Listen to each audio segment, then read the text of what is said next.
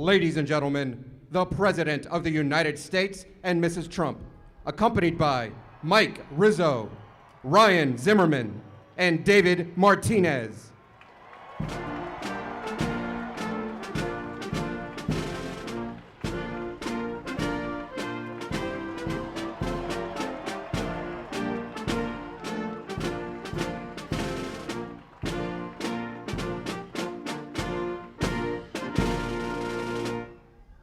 Thank you very much, everyone. I have to say, this is a record. We've never had this many people on the front lawn of the White House, so congratulations. Just another record for the Nats. But today, the First Lady and I are thrilled to welcome to the White House the 2019 World Series champions, the Washington Nationals.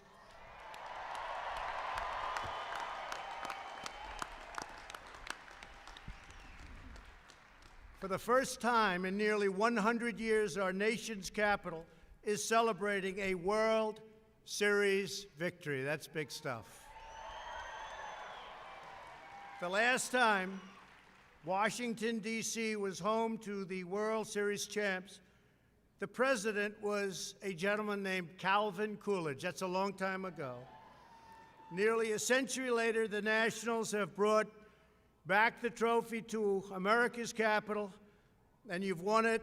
This is the first World Series in franchise history, and it's going to be really the first of many, I predict.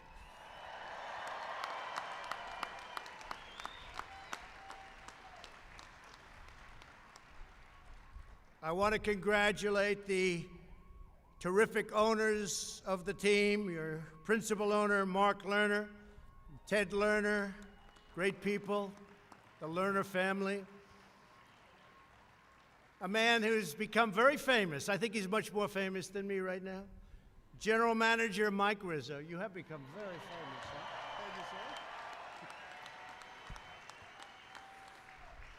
huh? A manager, and you watch all the mistakes made in baseball and other sports, and then you watch what this man did as manager. He didn't make any. He didn't make any. Dave Martinez.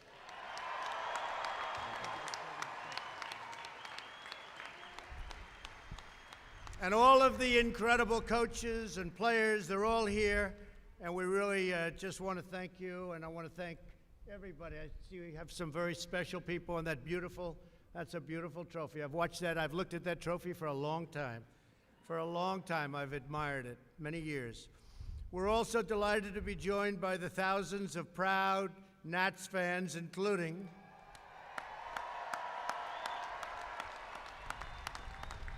Secretary David Bernhardt, Secretary Alex Azar, Acting Secretary Kevin McAleenan, Administrator Andrew Wheeler, Ambassador Robert Lighthizer.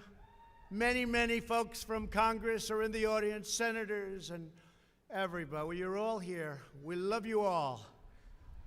And we have a good friend of mine, Bill Posey, Representative Bill Posey. You're here someplace. Thank you all for being here. A lot of power sitting on this lawn and standing on this lawn. Throughout this season, the Nationals captured the hearts of baseball fans across the region and across the country. America fell in love with the Nats baseball. They just fell in love with Nats baseball. That's all they wanted to talk about. That and impeachment. I like Nats baseball much more.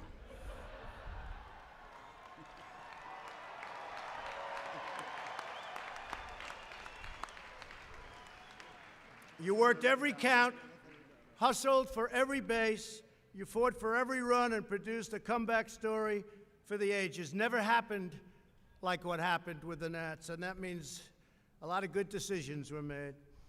You reminded us all why baseball is truly America's pastime, so great for the sport. Nearly 2 months into the season, the Nats had a 19-31 record, and I watched it closely too. I wasn't too happy. It looked like things weren't going so well, Mike, right? But these two guys, they didn't give up.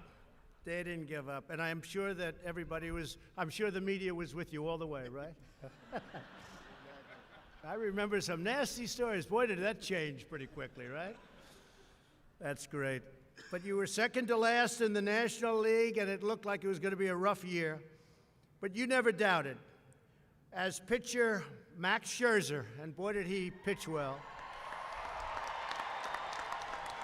What a job. I've watched you for a long time. Nobody throws it better than you do. What a great job you did, Max. Thank you. Under pressure as well. Under pressure as well. But you know, Max said, we have the experience. We don't fold under pressure, which puts more pressure on the team, but that's one of those things, right? And that's exactly what happened. You didn't fold under pressure. From then on, the Nationals won 2 games for every loss, which is a tremendous percentage, winning percentage. As you battled for every win, Gerardo Parra changed his walk-up song to Baby Shark. That was a favorite of his 2-year-old daughter, and it became the anthem for the Nats fans everywhere.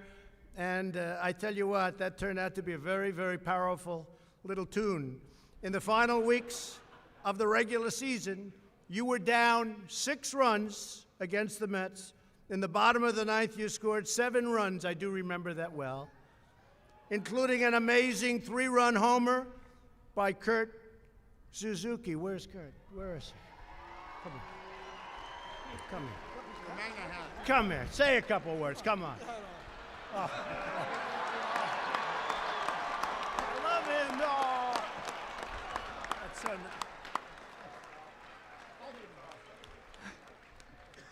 I love you all. I love you all. Thank you. What a job he did. I didn't know that was going to happen. And by the way, Max, will you come over here, please? Come here.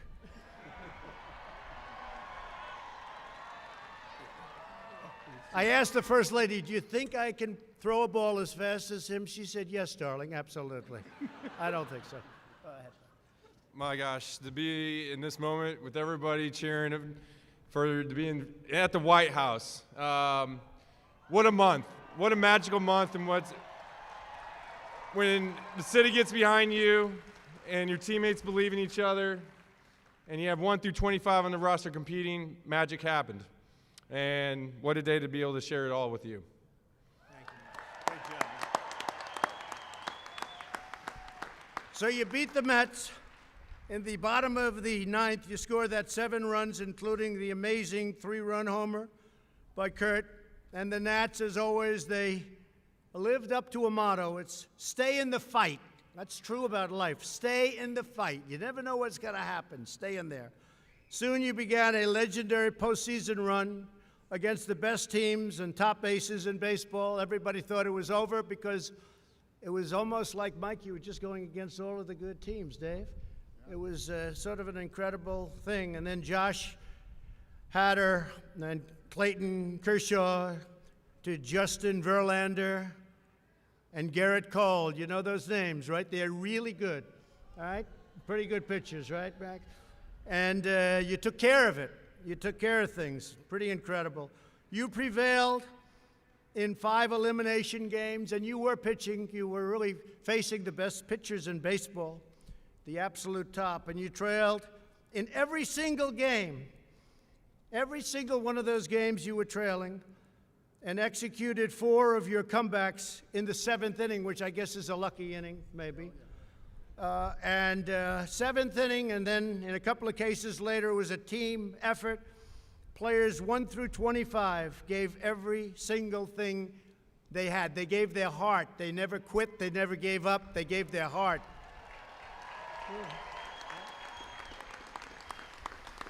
At the wild card game, it's such an incredible story. At the wild card game, you were down by 2 runs in the 8th. With bases loaded and 2 outs, that's when breakout star Juan Soto. Where's Juan? Where's come here, Juan. Come. Look at his head of hair. He's got no hair problem, I want to tell you that. Look at that hair, huh? Beautiful. Say a couple. Man, I just want to thank everybody here, all the support you've been doing for us, for the whole team. I think you bring the energy we need to win this team. And we're here. We love you all. Thank you.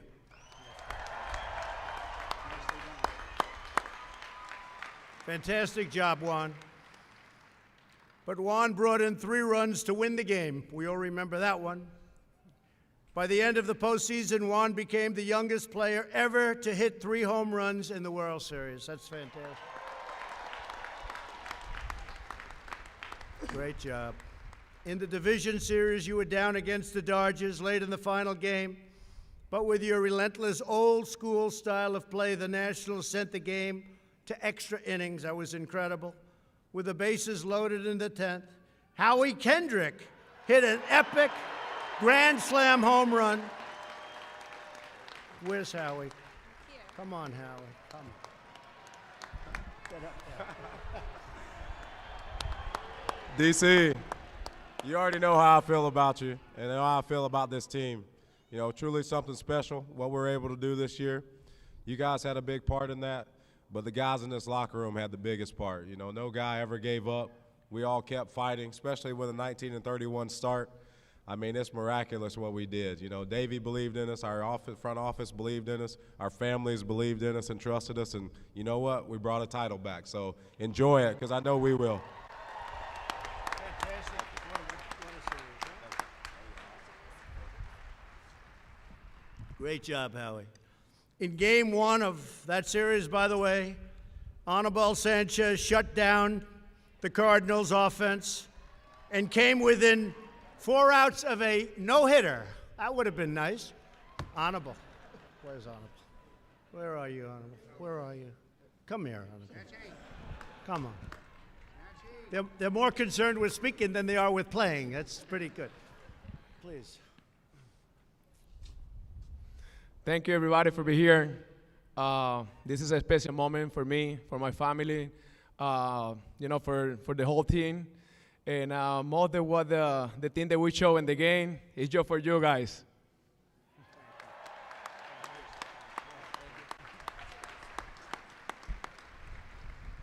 Almost a no-hitter.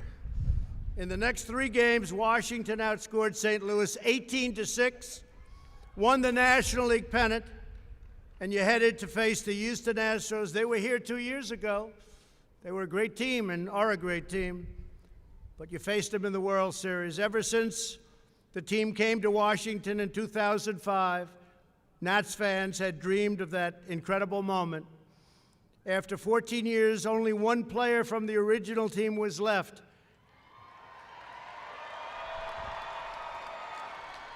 I know you have no idea who I'm talking about. And he's a great guy, and he's a great, great player, and that's Ryan Zimmerman. Great. Come on, Ryan. Come on. I have to get Ryan up here. And he had some great series. Thank you, Ryan. Oh. Thank you, guys. What an unbelievable honor to be here, to be in front of you guys. This is stuff that you dream about. To see all the fans show up, the parade, look at this crowd here. You know, we couldn't have done it without you, so thank you guys so much. Mr. President, me and my teammates, first of all, I'd like to thank you for having us here. This is an incredible honor that I think all of us will never forget, and we'd also like to thank you for keeping everyone here safe in our country.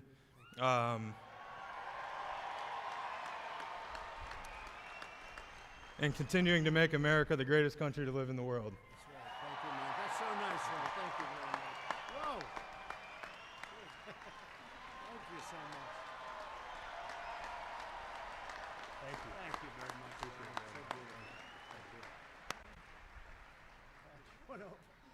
Thank you very much, Ryan. So, you know, Ryan was your original first ever draft pick. And I think that was a good pick. What do you think? Good pick? That was a good pick. In game 1, Ryan stepped up to the plate for his first at-bat. He reached back, took his swing. I was watching too, and he scored the first World Series home run and got you off to a real start in Nationals history. That was the first ever Nationals history. And Ryan, I have to tell you, I know a lot of people in this city, and they love you. They really love you. Great job. Great job. Great job. You had 2 big wins in Houston and beat 2 great pitchers. Headed back to D.C., hoping for another sweep, and it was looking like it was going to be easy, right? You were thinking it was going to be easy. And then something bad happened. To the best of my knowledge, you lost 3 games. How did that happen? We won't talk about that. But that showed under pressure what happened. And you were getting good at that because that's been the whole season when you think. There's never been anything like this has happened in baseball before. It's incredible. Instead, you suffered that 3 heartbreaking home field losses in a row. Now the Nats would have to do what no team had ever done, win all 4 games on the road, which is not something that's very easy to do. And you're playing a great team, and you're playing against great pitchers. And then you have a man named Stephen Strasburg. Did anybody ever hear of him? Stephen. So Stephen started Game 6 and dominated the Astros for over 8 innings with a 1.98. Think of that, less than 2 against the best hitters in baseball. A 1.98 ERA in the playoffs. You became the first pitcher in history to go 5-0 in postseason starts. First player in history. And I think, Dave, that's a record that's going to hold up for a long time. There are certain records that hold up for a long time.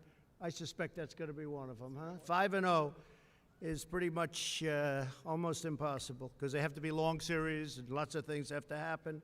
Congratulations, Stephen. Come on over, Stephen. We want to hear you. We want to hear you. Stephen was also designated World Series MVP.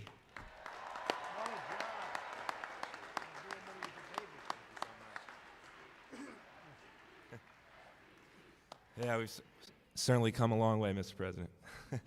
Thank you. You know, I think starting out 19-31 only makes this that much better. You know, we could have been like the other teams. We could have won over 100 games, and it could have been smooth sailing all the way. But it wasn't. It wasn't easy. And I think we only had one choice, and that was, you know, stay in the fight. And we stuck together. We pulled for each other. And, man, what a way to celebrate finally finishing that fight. Thank you.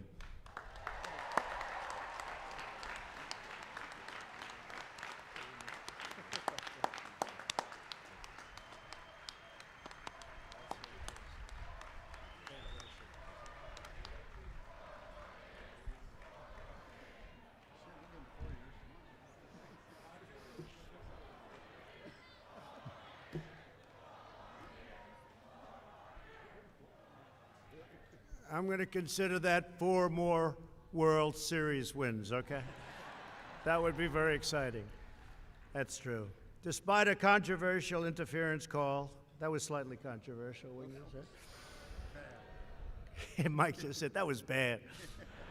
They might have to fine you for that, right? You're not allowed to say, huh? They're going to fine you. That's all right. We know how you feel. But you had an incredible call. See, they can't find me. I thought it was a terrible call, personally. Interference call in Game 6. The Nats rallied and scored 7 runs to the Astros 2 and kept hope alive. Next came Game 7. What a game. And Max Scherzer started, and just as he did whenever Stephen Strasburg took the mound, the Nats won every single postseason game that Max started. I mean, that's incredible. The 2 of them, what a job. The whole team, what a job. But days before, he suffered unbelievable pain, crippling pain, they say, in his neck and back. And I thought to myself, that's a bad thing. You have a great pitcher, a great fastball pitcher, and you have a bad back. And I wouldn't have thought that he could have pitched in Game 7, but that night he held the Astros to just 2 runs over 5 innings, stranding 9 runners on base. That was a game he pitched more with his heart than with his muscle. That was incredible. That was heart. He really did. That was an incredible job. He was in a lot of pain. He handed it over to Patrick Corbin. Patrick. Come on, Patrick, get over here. Patrick. I don't know. I don't know what. There he is. That took guts. Come on, Patrick. Thank you. What an honor. This is a very special day for me. I just want to say one thing about this team. We believe in each other all year. We're really good friends on and off the field, and I'm excited I'm here for 5 more years. Thank you.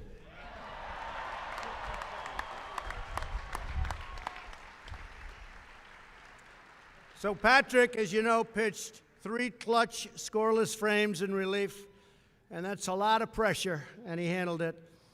In the 6th, Asdrubal, where is he? Cabrera, where is he? What a job he did. Come here, where are you? Come here, come. We got to get him up. Come here. And Ryan, they executed a critical double play. Unbelievable. Where is that guy? That was a hell of a play. A lot of quickness. But at the top of the 7th, you still needed one last comeback. That's when the Nats batted.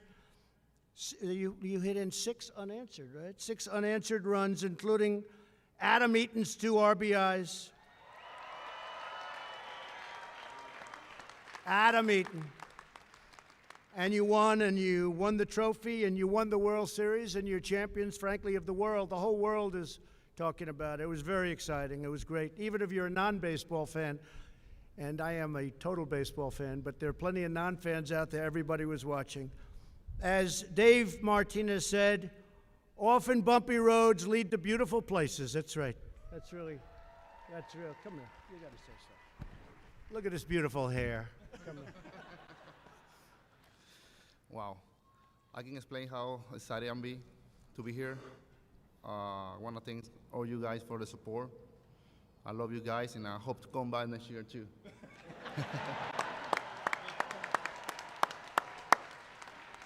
Great play. That was a great play.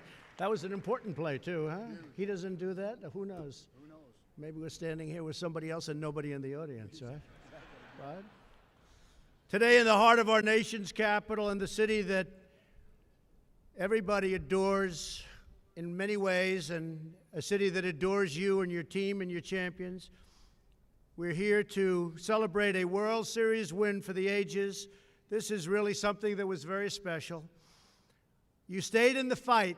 You were down so much from the regular season to the postseason to the, I would think that the odds would have been pretty small that you could have done what you did, but you did because you have tremendous ability, but you have tremendous heart, maybe even greater heart. You stayed in the fight. You finished the fight. I want to just congratulate everybody, and again, the Lerner family, great, great people, and congratulations. It's a fantastic job you've all done. Thank you. So now I'd like to invite to say a few words General Manager Mike Rizzo, and then Dave will say a few words, and then they're going to keep going on and just keep celebrating, because as soon as they lose the first 2 or 3 games, they're not going to be heroes anymore. That's the way life works. But that won't happen to them. Please, Mike. Thank you, man. Appreciate it. Thank you very much. DC representing big time. I love it. You guys got after it. Not a baseball town, not even close. Huge baseball town. What a great fan base we had. The playoffs, the latter part of the season, the playoffs, you guys were electric. It was unbelievable. I'd like to thank the President and the First Lady for having us here. We're honored to be here in the long tradition of honoring champions at the White House. This is a particular honor because Washington, D.C. not only is the nation's capital and the most powerful city in the world, is our hometown. We've heard all the players talk about it. You'll hear Davey talk about it, but I've got to talk about it. This is a special group of human beings right here.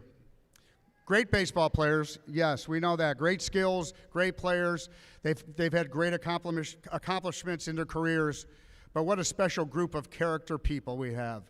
We're so fortunate here in Washington, D.C. to have representatives of the Washington Nationals with Washington across the front of their jerseys that take care of their business so like these guys do. It's incredible. Thank you, guys.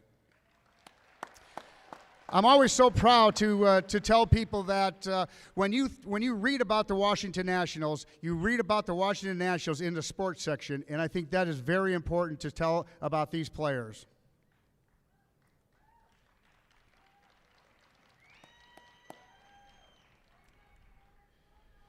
They put together a tremendous run at the end of the season through their perseverance, their teamwork, their love for each other and love for the game, love for the name on the front of the jersey more so than the name on the back of the jersey. They put together a miracle season and an unforgettable postseason. We're proud to say that we are the 2009 World Champions in a season that unified a region when the region needed unifying the most. And again, as our manager, Davey Martinez, said so eloquently after our many, many, many celebrations this year, 5 of them, I think, bumpy roads do lead to beautiful places. And this here is a beautiful place. Thank you. Great, Mike. Thank you, sir. Great job. Thank you, man. Pleasure.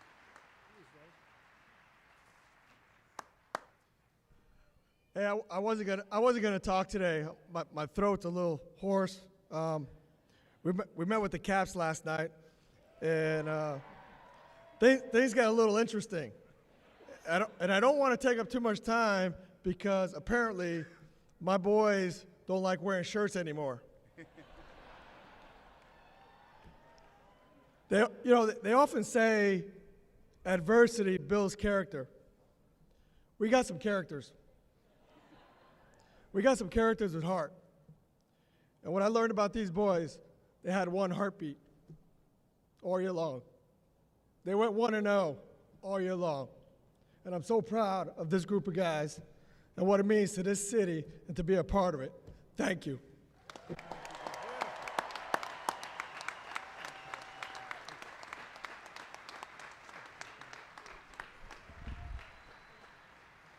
So I just want to thank everybody. We're going to call this Washington Nationals Day. We're going to celebrate this as the day for the Washington Nationals. And I really think it's going to be the day and the week and the month and the year. It's been very special what you did, Dave, Mike, team. It's been incredible what you've done. And the fans, I don't think there can be fans like the fans that we have over here. And I just want to congratulate you. Enjoy the lawns of the White House. Enjoy looking at this great building. But this great building is celebrating great people, and that's the Washington Nationals. Congratulations, everybody. Congratulations.